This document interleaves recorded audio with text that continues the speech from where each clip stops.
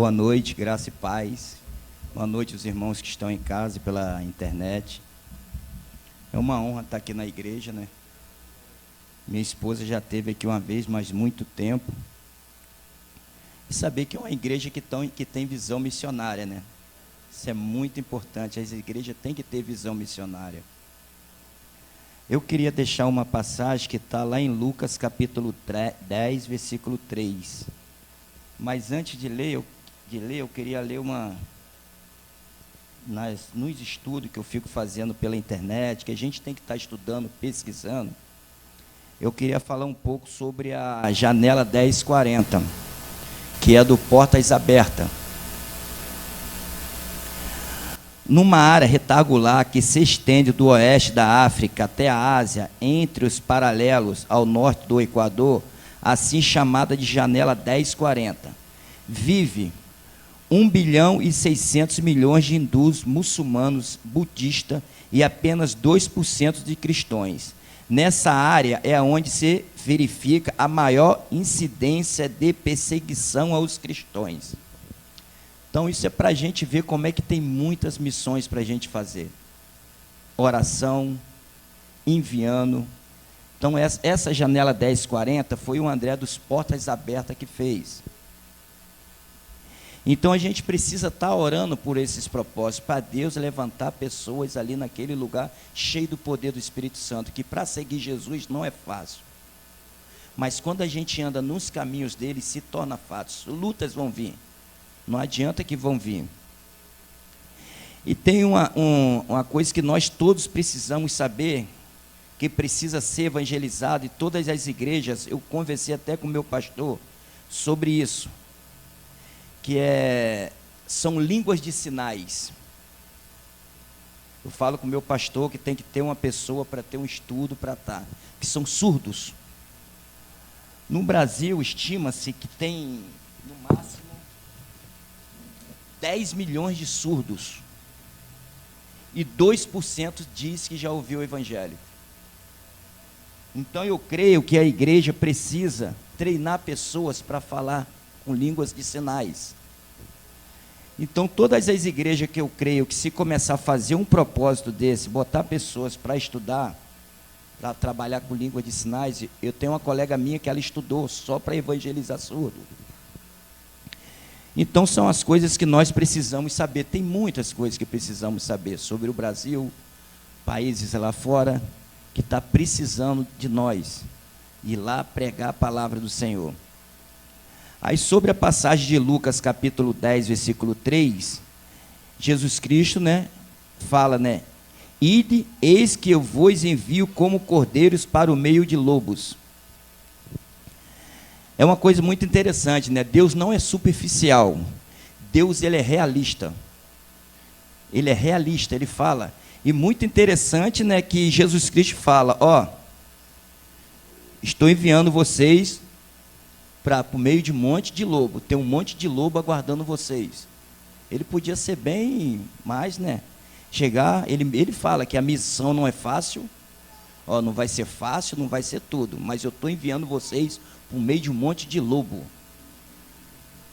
Então a gente tem que entender que missões não é fácil. Você trabalhar, você nos caminhos do Senhor não é fácil. Quando lemos Lucas capítulo 10, pensamos, isso é impossível. Isso é impossível. Se você acha que você está passando o impossível, se você achar que você está passando é impossível, quero lembrar você, a vida cristã é impossível sem o poder do Espírito Santo. Sem o poder do Espírito Santo, se não tiver, é impossível, você não vai fazer missões. Todo mundo tem um chamado. Todos têm um chamado. Eu trabalho com índio, eu sou missionário de apoio.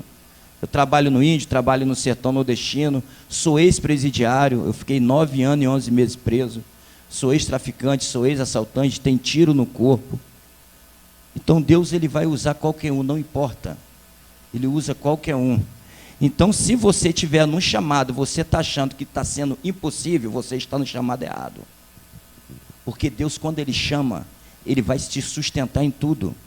Eu tenho muito testemunho de sustento. Às vezes eu estou vindo lá de Belém do Pará, eu vim lá do Belém. O banco bloqueou o meu cartão. Eu estou lá em Belém ainda, até Campos, Goitacazes, é 3 horas, eu estou com R$ 50 no bolso. Eu falei, vou me alimentar como? Deus botou um senhor do meu lado, que foi pagando comida para mim até Brasília. De Brasília, Deus botou uma hippie, que pagou comida para mim até o Rio de Janeiro. Então, para a gente ver, quando a gente está no chamado de Deus, Deus ele vai te sustentar.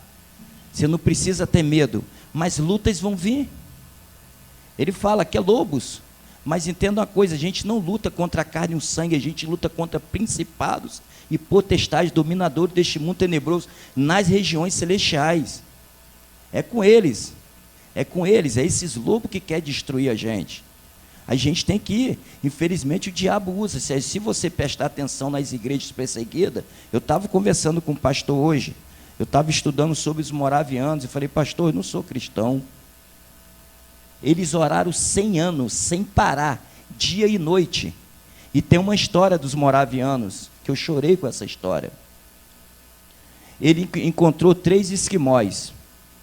Esses 3 esquimós falou, pastor, o senhor precisa mandar missionário lá no Alasca.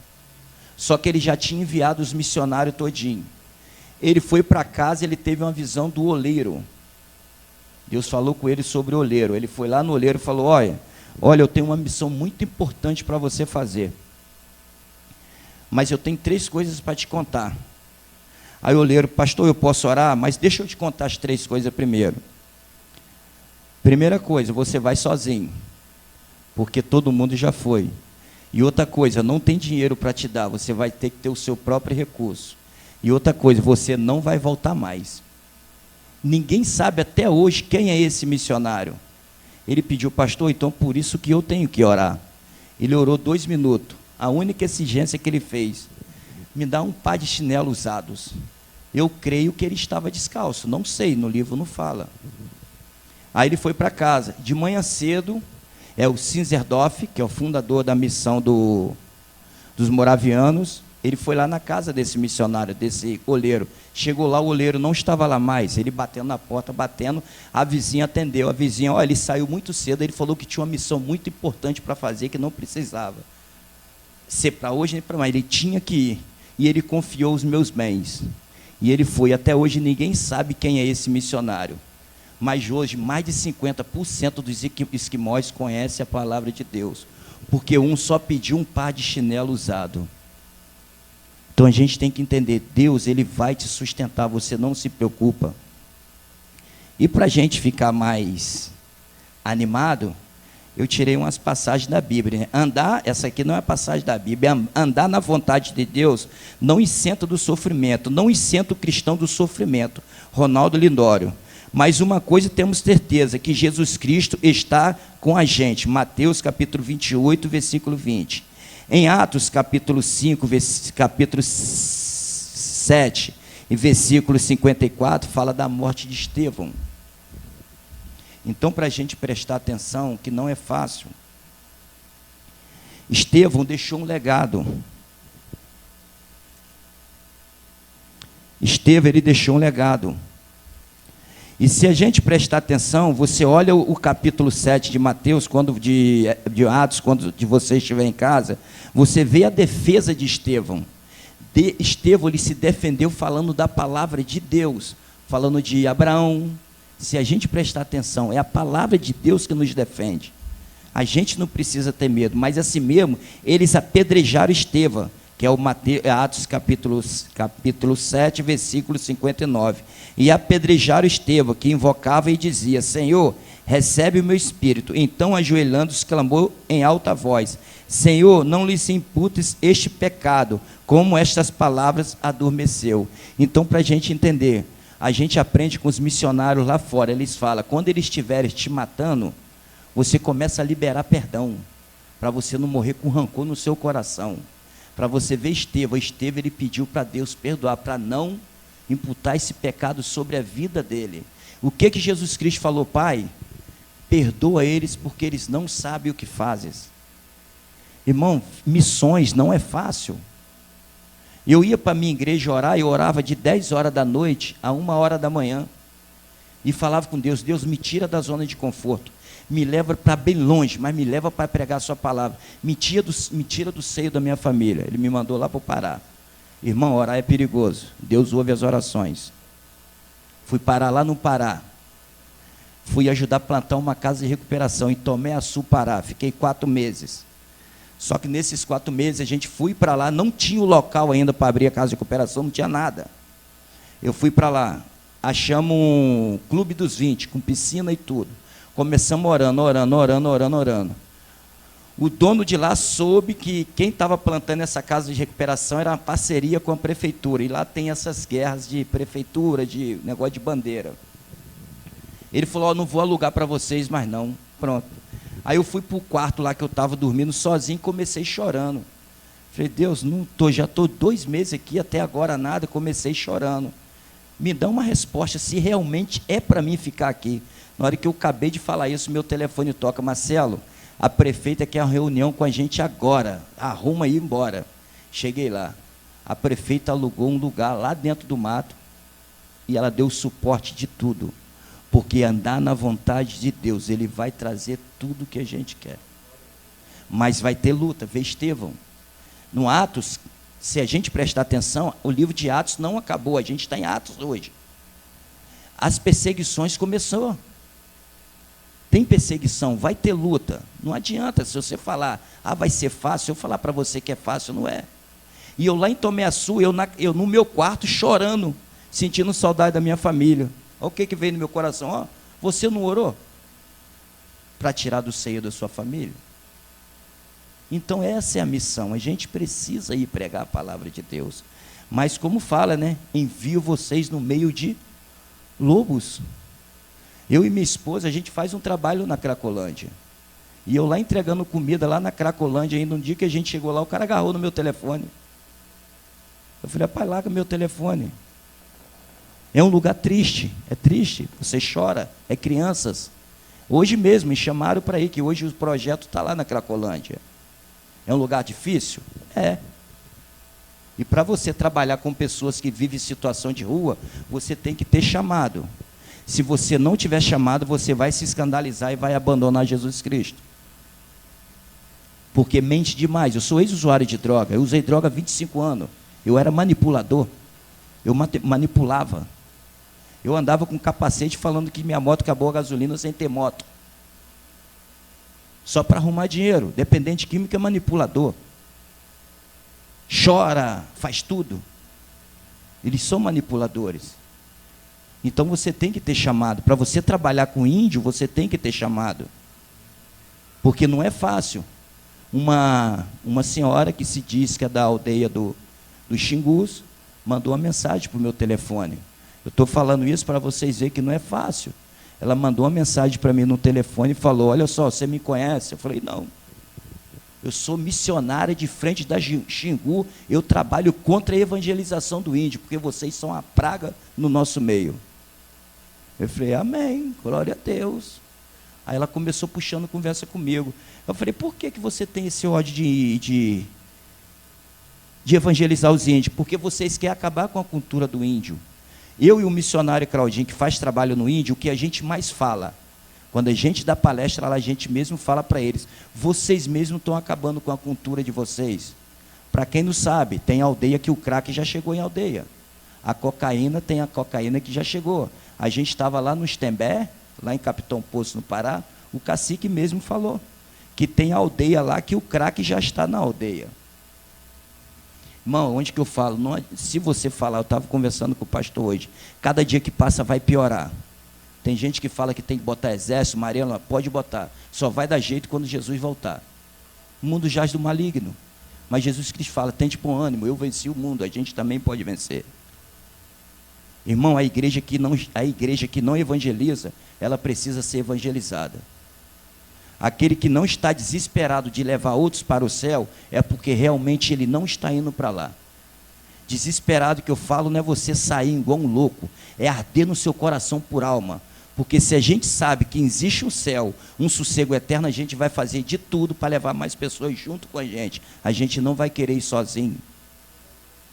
Então a gente precisa. Mas tem as lutas. Tem as lutas. Lá em Atos, capítulo 12, onde que fala que Herodes persegue a Tiago e Pedro. Tiago logo é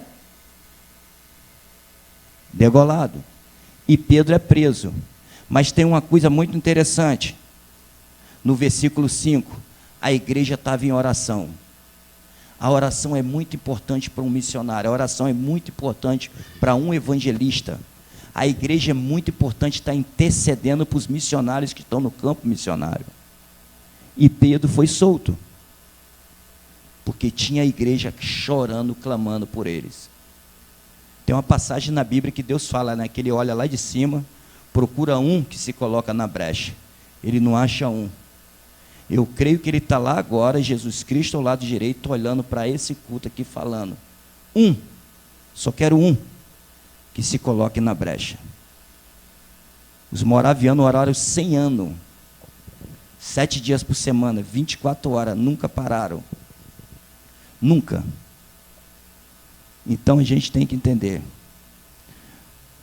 Nós fomos chamados para ir para o meio de lobos. Em Josué capítulo 1, versículo 9 fala, né? Josué, não tenha medo, que eu estarei com você aonde você estiver. Irmão, não tenha medo. Eu já fui chamado de vagabundo, eu já fui chamado de ladrão, já fui chamado de endemoniado. A gente no Impacto Bíblico, lá em Juazeiro do Norte, pastor Jonathan, fundador da missão Antioquia, eu fui evangelizar um cara mais gigantão. O cara, rapaz, vocês são tudo endemoniado. Eu falei: rapaz, eu vou orar pelo senhor. Ele: rapaz, não precisa orar por mim não, cara. Eu falei: rapaz, a única coisa que você nunca vai poder me impedir é de orar pelo senhor. E o cara mais amado, que cara, ele me pega,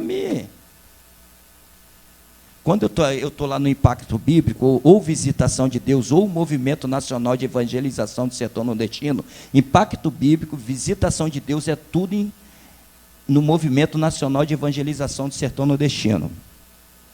Quando eu estou lá no Impacto Bíblico, pastor Jonathan sempre fala, é de 2 em 2, 3 em 3, nunca ir sozinho, a gente aprende muito com ele. Aí quando as pessoas falam comigo: Marcelo, eu vou com você. Eu falei: embora. Só que eu tenho uma coisa para te contar, o quê? Andar comigo, você está sujeito a ser preso, está sujeito a apanhar ou morrer. Ele, por causa de quê? Eu entro em qualquer lugar, meu irmão.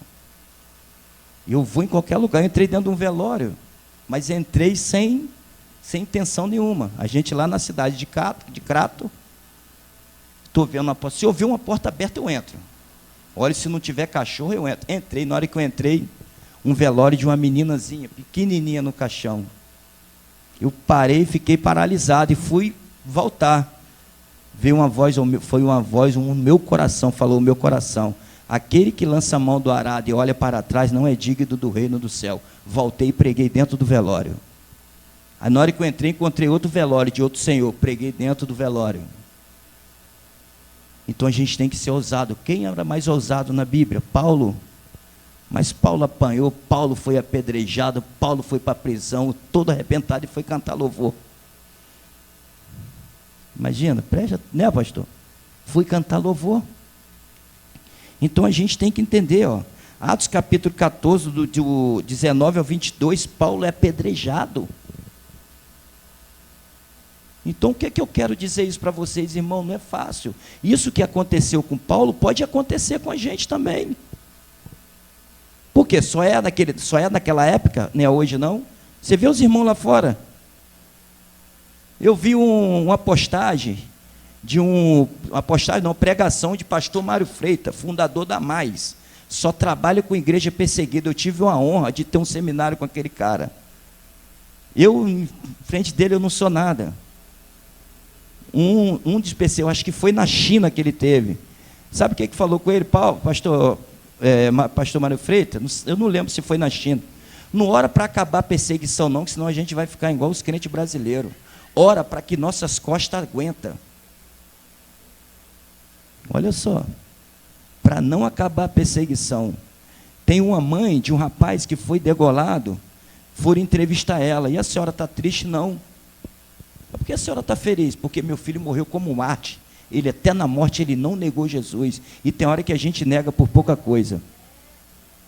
Tem hora que a gente nega Jesus por pouca coisa. Aí eu fico prestando atenção em Atos. Então, hoje eu chorei. Hoje eu chorei lendo, porque eu fico pensando, cara, eu tenho que aprender muito. Então, Deus está nos enviando meio de lobo. Ó, os trabalhadores são pouco. Lá no versículo 2 fala, né, Lucas capítulo 10, versículo 2. Ele fez a seguinte advertência: a seara é grande, mas os trabalhadores são pouco. Roga, pois, ao Senhor da seara que mande trabalhadores para a sua seara. A gente precisa estar orando para Deus e levantar mais pessoas nessa geração, cheia do poder do Espírito Santo para pregar a palavra de Deus. A gente precisa. A Bíblia mesmo estava falando, mas ele está dando um combustível aqui. Isso aqui é um combustível, né? Ó, vocês estão indo para o meio de um monte de lobo, doido para rasgar vocês. Imaginou uma casa cheia de pitbull? O cara pula lá dentro. Você imagina o que Jesus está falando? Ele está dando uma referência que vai ser lutas, mas ele está falando: eu estou com vocês aonde vocês estiverem. Vocês não estão sozinhos. E Mateus, a grande comissão, Mateus capítulo 28, fala da grande comissão. Quer ver? Mateus capítulo 28. Mateus capítulo 28, versículo 20, que fala a grande comissão. Olha o versículo 20 que Jesus Cristo fala: ensinando-os a guardar todas as coisas que vós tem ordenado, e eis que estou convosco todos os dias e até a consumação do século. A gente tem que entender que Jesus está com a gente não está sozinho. Se você for fazer uma missão, se essa missão não está dando certo, não vai, porque não é de Deus. Deus não te chamou para aquilo ali. Todo mundo tem o seu chamado, os vocacionados, cada um tem o seu chamado. Eu sou missionário de apoio, eu estou no sertão, estou no índio, estou na Cracolândia, eu estou em todo quanto é canto.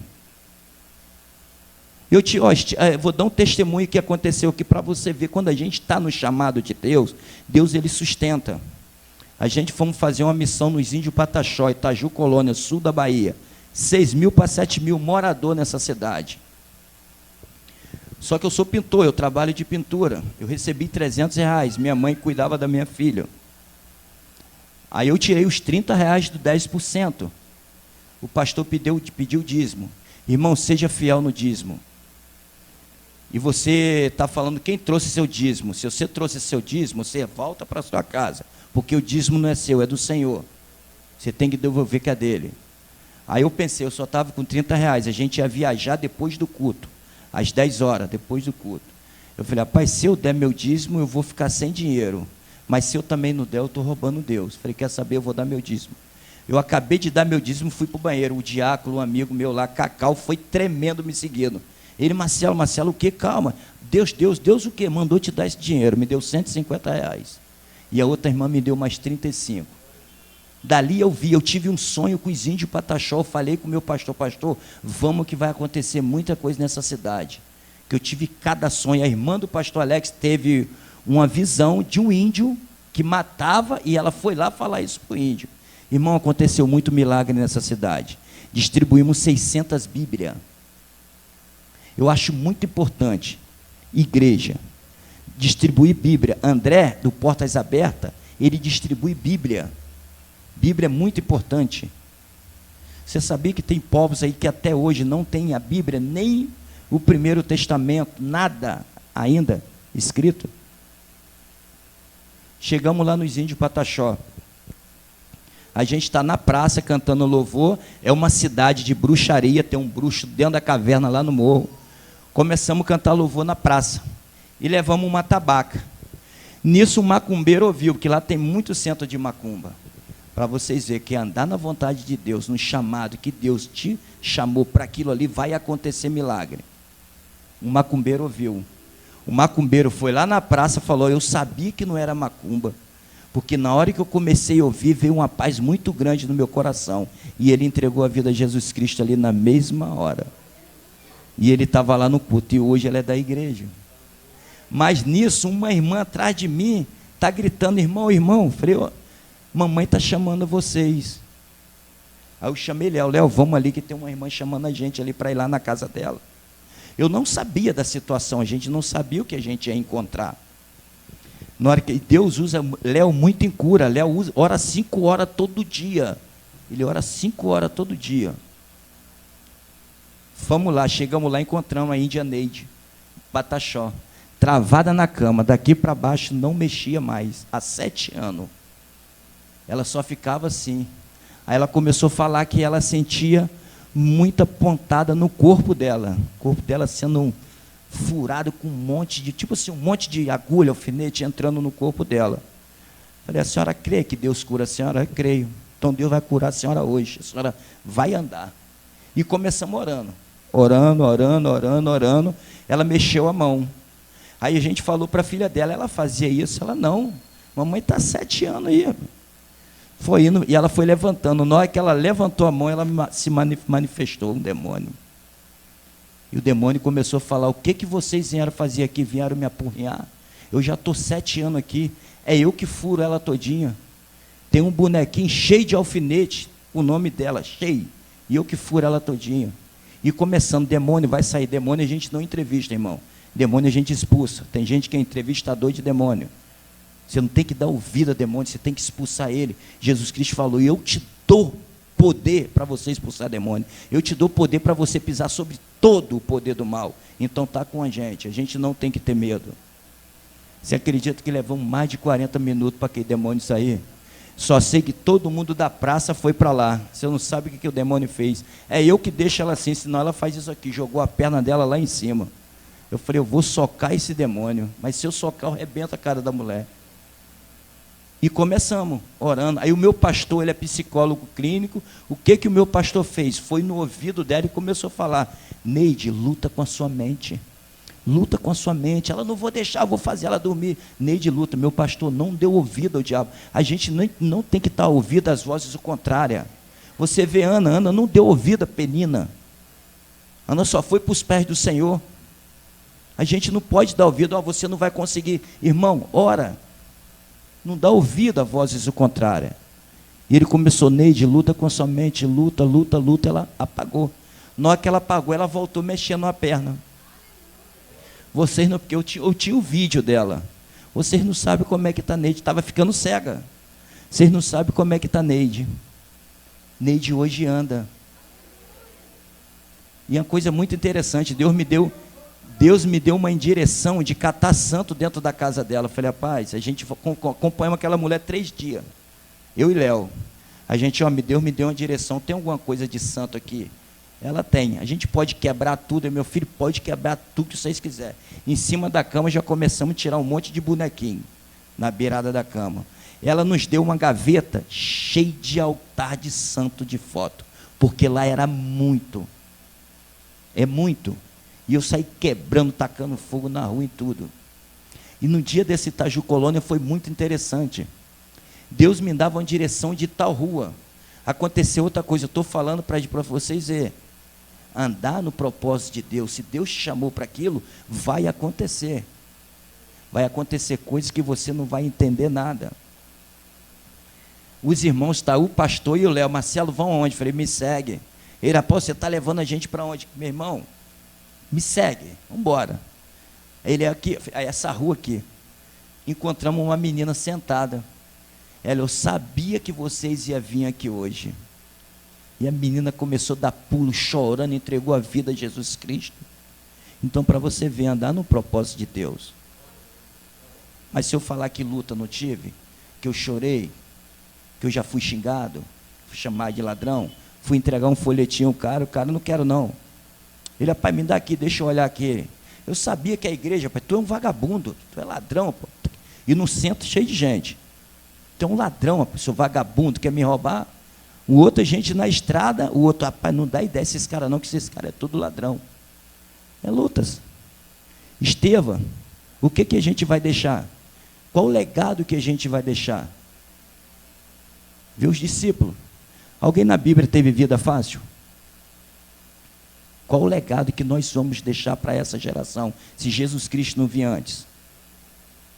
Então a gente tem que entender que seguir Jesus Cristo não é fácil, mas a gente tem uma certeza, que Ele está junto com a gente. A gente nunca pode desistir. Nós temos que entrar para dentro do nosso quarto E outra coisa que eu vou falar com você, para você ser um grande missionário, pregador da palavra, ganhador de alma, evangelista. O que 2 Timóteo capítulo 2, versículo 15 fala? Em 2 Timóteo capítulo 2, versículo 15. Vamos ler? 2 Timóteo capítulo 2, versículo 15. Para a gente ser um grande evangelista. 2 Timóteo capítulo 2, versículo 15. Procura apresentar-te a Deus aprovado como obreiro, que não tem que se envergonhar, que maneja bem a palavra de Deus. Eu fiz um seminário para evangelizar cigano, trabalhar com cigano. Hoje eu tenho um filho na fé, que ele é coordenador de uma equipe que trabalha com cigano. Se você for no cigano, abrir a Bíblia e começar a falar, eles não vão entender que eles são analfabetos. Não tem aqueles papos que os outros falam, varão, varoa. Se você falar isso com o índio vai ficar olhando para você e não vai entender nada. O cigano. Por isso que você tem que ter Bíblia na sua cabeça. Bíblia na sua cabeça. Tem lugar que você vai entrar, que você não pode levar Bíblia, você tem que ter na sua cabeça. Então a gente tem que estudar a palavra de Deus. Graças a Deus que eu estou indo para a segunda vez lendo a Bíblia. Eu tenho um amigo meu que leu 20 vezes. Tem um dos heróis da fé que leu 200 vezes. 200. E 100 vezes eu creio que foi de joelho. Que eu me lembro, né? Eu tinha um livro dos heróis da fé. Martim Lutero e John Wesley. Eu chorava com esse livro. Então a gente tem que ser um obreiro aprovado por Deus. A gente tem que manejar bem a palavra de Deus. Cigano é um povo bom de lidar. Tem muita gente que fala mal de cigano. Mas uma coisa muito interessante do cigano: cigano nunca bota o pai deles em asilo. Eles tratam ali até morrer. Se você for para um acampamento cigano, tem um trabalho para você fazer lá. Se morreu uma pessoa lá, para tudo quase um mês. Se tiver um casamento vai ser amanhã. E hoje faleceu um cigano, já não tem casamento mais. Eles respeitam. E esse filho meu na fé, a gente se conhecendo numa casa de reabilitação.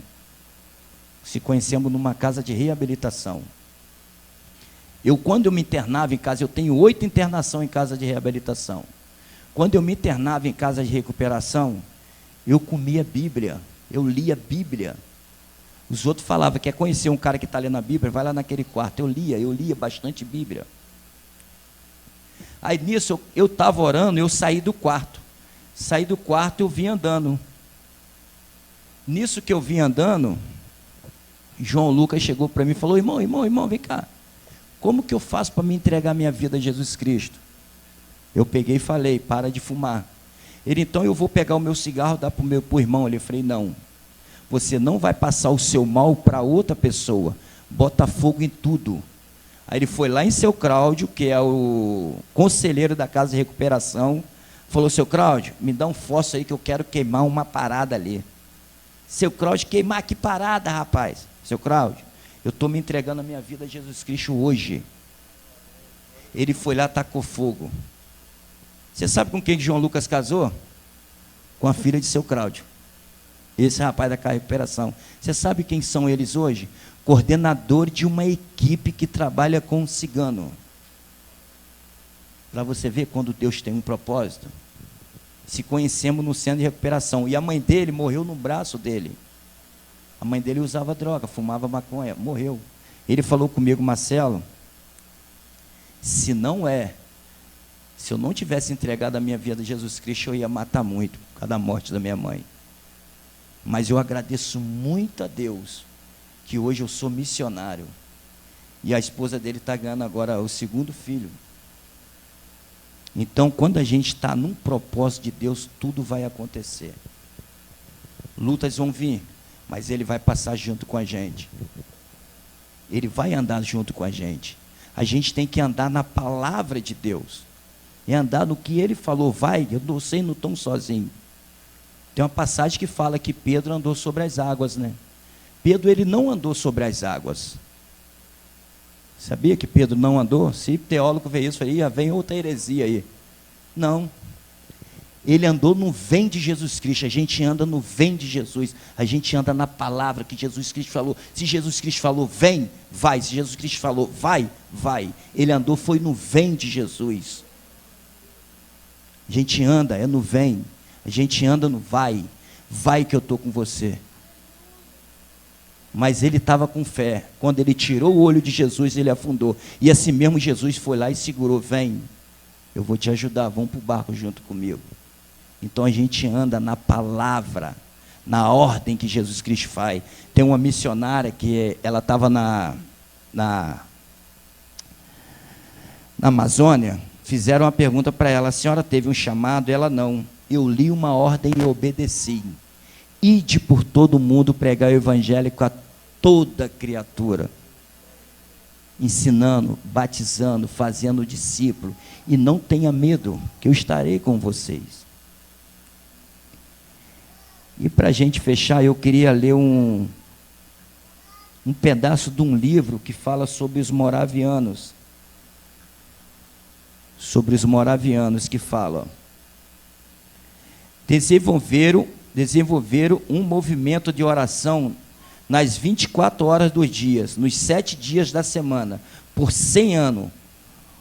Pouco depois, aquela comunidade cristã, liderada por Zinzendorf, passou a ter um fortíssimo envolvimento missionário. Vários membros, principalmente jovens, começaram a se sentir chamados para pregar em lugares distantes. Além do comprometimento com a oração, eles também eram extremamente comprometidos com a obra missionária. Reconhecia o chamado da grande comissão. Sabia que precisava pregar o evangelho aos que nela sabia. Aos que nada sabia. Pregar o evangelho aos que nada sabia sobre o evangelho. Irmão, tem hora que eu erro a palavra assim, sabe por causa de quê? Que eu parei na primeira série. Eu aprendi a ler na Bíblia. Tem hora que umas coisas que minha filha que escreve, papai, não é assim. Eu confundo B com P, T com T. Eu aprendi a ler na Bíblia. Parei na primeira série. E aprendi a ler na cadeia. Os outros falam que a cadeia só ensina coisa ruim quem quer. Se a pessoa não quiser, ensina muita coisa boa. Principalmente ensina a chorar. E o evangelho nada sabia sobre o evangelho. Entendia que era responsável por pregar o evangelho aos perdidos. Assim, ao espaço de 20 anos, olha, preste atenção, ao espaço de 20 anos, a igreja dos moravianos enviou mais missionários para o mundo do que todas as igrejas protestantes em 20 anos. Os irmãos moravianos, dirigidos por Zinzendorf e outros líderes, enviaram missionário para Ilhas Virgens, 1732, Groenlândia, 1733, Suriname, 1735, África do Sul, 1736, Jamaica, 1750, Canadá, 1771, Austrália, 1850, Timbé, 1856 e outros lugares. Nos primeiros 100 anos de atividade, de 1932 a 1832, os irmãos moravianos obtiveram o impressionante número de 40 mil membros, 209 missionários e 41 centros de missões ao redor do mundo. Em 150 anos, enviaram 2.158 missionários. Quando Zinzendorf era questionado sobre o real motivo para tão impressivo e sacrificial movimento missionário, respondia: isso aqui eu chorei hoje, pastor. Na hora que eu li isso, eu chorei. Olha o que ele falou. Quando Zinzendorf era questionado sobre o real motivo para tão expressivo e sacrifício do movimento missionário, respondia: estamos indo buscar o cordeiro, o galardão do seu sofrimento. Eles estão indo buscar Eles estão indo buscar para o Cordeiro o galardão do seu sofrimento. Sinzendorf morreu aos 60 anos em Hamburgo, pastoreando até o fim de seus dias, assim como o Senhor Jesus foi obediente até a morte para cumprir as Escrituras. Líderes moravianos procuram seguir os exemplos de Deus. Aí aqui, ó, essa passagem que ele leu, ele estava numa cidade, ele leu essa passagem, ele fala sobre uma imagem, né?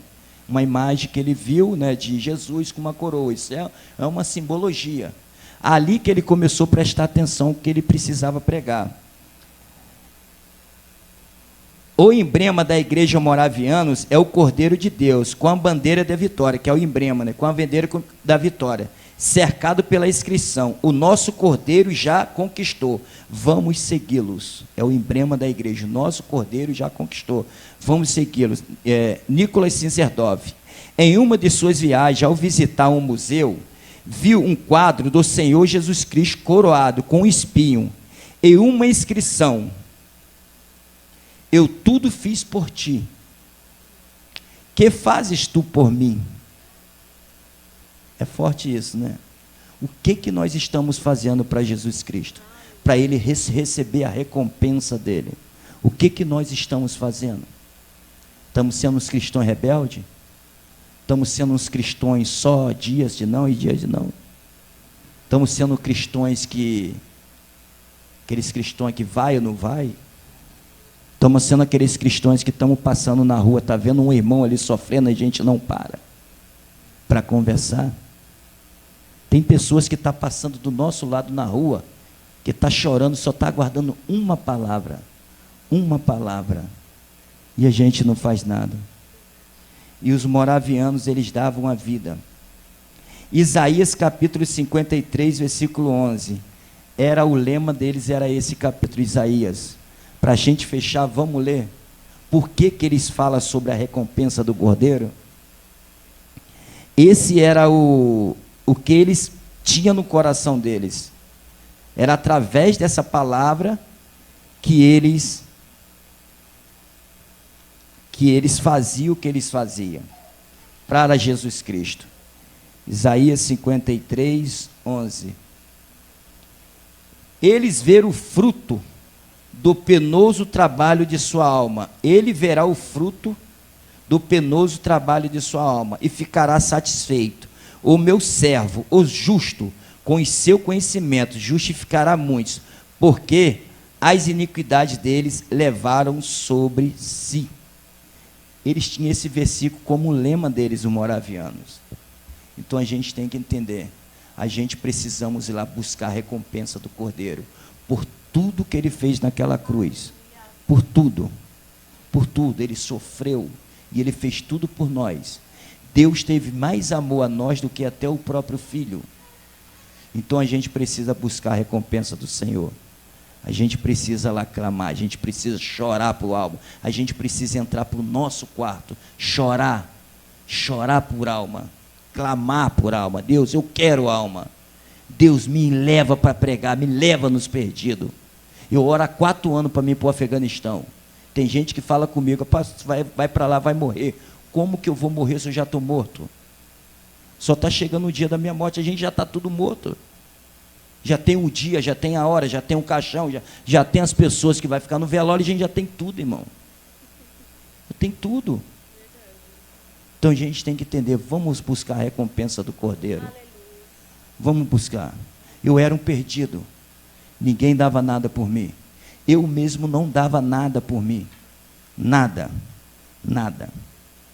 Eu usei droga há 25 anos, injetei cocaína na veia, cheirei tine, cola de sapato, crack, maconha, cachaça. Eu procurava encruzilhada na rua para achar cachaça para beber. Eu falava: otário é quem que botou aqui? Bota cachaça mesmo que eu vou tomar tudo, santo não bebe. Quem bebe sou eu que sou o santo. E eu bebia, se eu achava uma fechada, eu vendia. Amém? Vamos orar, chorar, clamar. Aleluia. Mas tendo uma coisa, tem um monte de lobo aguardando a gente. Mas não tenha medo. que Jesus Cristo falou: eu estarei com vocês aonde vocês estiverem, não importa o que vocês passarem. Amém? Vamos orar, agradecer a Deus. Amém, Pai, te agradecemos. Como Jesus Cristo falou, eu te envio no meio de lobos, mas o Senhor mesmo fala que o Senhor está com a gente aonde a gente estiver. Pai, que seja derramado o seu Espírito Santo nessa geração, que o Senhor levanta pessoas cheias do poder do Espírito Santo, que o Senhor levanta pessoas dispostas a pregar o seu evangelho, pessoas dispostas a sair da zona de conforto, dispostas a levar almas para o seu reino, Pai. Pai, que pessoas queimam no coração por alma, pegue fogo o seu coração, que ele entra ali dentro do seu quarto e luta, porque Jesus Cristo falou: quando tu orares, entrai no seu quarto, fechai a porta, orar em secreto Deus te recompensará, porque quando nós estamos fechando a porta do quarto, a gente está fechando a porta do mundo e abrindo a porta do céu, para entrar no céu, Pai. E o céu está aberto ali dentro do nosso quarto, porque quando a gente vai orar no secreto, o Senhor fala que o Senhor já está no secreto, o Senhor já está ali, Pai. É ali que nós temos que lutar, Pai. Pai, então, em nome do seu Filho Jesus Cristo, levanta jovens cheios do poder do Espírito Santo, levanta idosos cheios do poder do Espírito Santo, levanta pessoas dispostas, Pai, que o coração dele queime por alma, queime por Jesus Cristo, porque o Senhor da missão é o Senhor, Pai. É o nome do Senhor que tem que ser conhecido, não são os nossos nomes, mas é do Senhor, Pai. Pai, eu te agradeço por esse tempo aqui, eu te agradeço que eu creio que essa igreja que eu vou estar aqui, está congregando, está junto com os irmãos, para o que der e vier, Pai, não importa o que o Senhor tem para a gente, mas a gente entende que o Senhor está com a gente, Pai, em nome de Jesus, amém. Amém? E outra coisa, a primeira coisa que o diabo quer tirar da nossa vida, a primeira, é o tempo a sós com Deus no nosso altar particular. Ele não quer que a gente ore, essa é a primeira coisa que o diabo quer tirar. Amém? Boa noite, graça e paz.